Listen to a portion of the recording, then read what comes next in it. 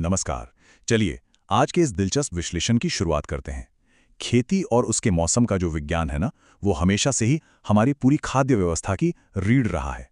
तो आज की इस चर्चा में हम इसी बुनियादी ढांचे को बहुत ही आसान और मजेदार तरीके से डिकोड करने वाले हैं।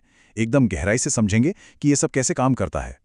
क्या कभी मन में ये सवाल आया है कि कुछ खास तरह के अनाज साल के किसी एक तय समय पर ही क्यों बोए जाते हैं? मतलब ऐसा क्यों नहीं होता कि जब चाहा तब बीज डाल दिया?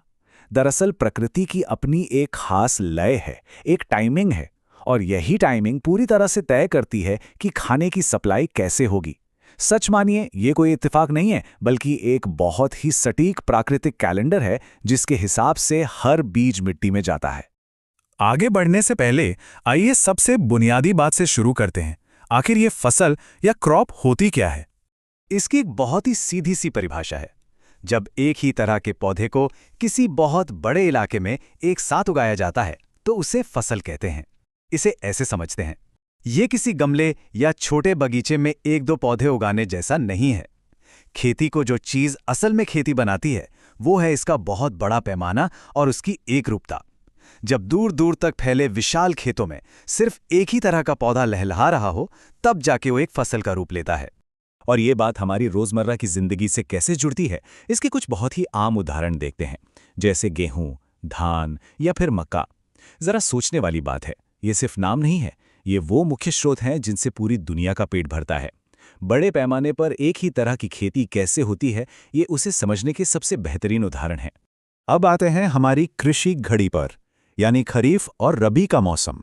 कृषि घड़ी का ये चक्र बड़ी ही खूबसूरती से आगे बढ़ता है। इस पूरे चक्र की शुरुआत गर्मियों के मानसून से होती है, मतलब जून और जुलाई के महीने में खरीफ की बुआई होती है। फिर सितंबर अक्टूबर आते आते इसकी कटाई हो जाती है। और कहानी यहीं नहीं रुकती, इसके तुरंत बाद अक्टूबर नवंबर में रबी की बुआई शुरू हो जाती है, जिसकी कटाई जाकर होती है वसंत के मौसम में, यानी मार्च और अप्रैल में। ये एक ऐसा नॉन स्टॉप मौसमी चक्र है जो लगातार चलता रहता है। तो चलिए सबसे पहले बात करते हैं खरीफ की, मानसून का मौसम। खरीफ की फसलों का टाइम टेबल बिल्कुल सेट है। बोने का समय है जून और जुलाई, यानी ठीक वो वक्त जब मानसून दस्तक देता है, और फिर कटाई होती है सितंबर से अक्टूबर के बीच। मतलब ये पूरा का पूरा सिस्टम मानसून और उसकी झमाझम बारिश पर निर्भर करता है। ये एकदम परफेक्ट टाइमिंग का खेल है। अब यहाँ जो बात सबसे दिलचस्प है वो ये है कि धान, मक्का और कपास जैसी बेहद अहम फसलें पूरी तरह से इसी मानसूनी विंडो का हिस्सा हैं। क्यों? क्योंकि इन पौधों को बढ़ने के लिए भरपूर पानी और उस खास तरह के मौसम की जरूरत होती है जो सिर्फ और सिर्फ खरीफ के इसी चक्र में मिलता है। मानसून के बाद अब रुख करते हैं रबी की तरफ, यानी सर्दियों की खेती। रबी की फसलों की कहानी शुरू होती है ठंडे महीनों से। इनकी बुआई अक्टूबर से नवंबर के बीच होती है। ये वो समय होता है जब मिट्टी में नमी तो बरकरार रहती है, लेकिन तापमान धीरे धीरे नीचे गिरने लगता है। और फिर ये चक्र मार्च अप्रैल में वसंत की खिली हुई धूप के साथ कटाई पर जाकर पूरा होता है।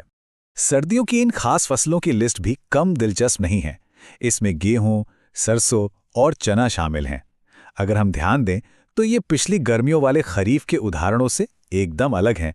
सर्दियों का वो सर्द मौसम और कम तापमान इन खास पौधों को पनपने के लिए एकदम परफेक्ट माहौल देता है। तो समझने वाली सबसे अहम बात यह है कि ये दोनों प्रमुख मौसम एक दूसरे के बिल्कुल उलट कैसे काम करते हैं।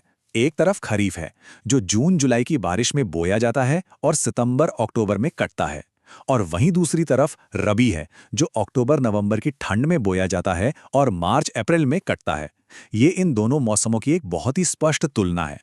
अब अगर इन सारी जानकारियों को एक साथ जोड़कर देखा जाए तो तस्वीर एकदम साफ हो जाती है।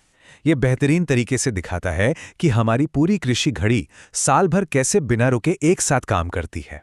एक तरफ धान, मक्का और कपास जैसी खरीफ फसलें हैं, तो दूसरी तरफ गेहूं, सरसों और चना जैसी रबी फसलें। सच में ये प्रकृति और खेती का एक ऐसा कमाल का संतुलन है जो पूरे साल बस यूं ही चलता रहता है। और इस पूरी चर्चा के अंत में एक बहुत ही गहरा सवाल सामने आता है, बीज या मौसम असल में फसल को कौन कंट्रोल करता है? खेती के समय की ये जो अचूक सटीकता है और प्रकृति का ये जो नाजुक सा संतुलन है, इसने हमेशा से इंसान के जीवन को आकार दिया है। ये एक ऐसा सवाल है जो निश्चित रूप से इस बात पर गहराई से सोचने के लिए मजबूर करता है कि हमारी थालियों तक पहुंचने वाला खाना प्रकृति के इस घड़ी से कितनी मजबूती से बंधा हुआ है। इस प्रस्तुति का हिस्सा बनने के लिए बहुत बहुत धन्यवाद।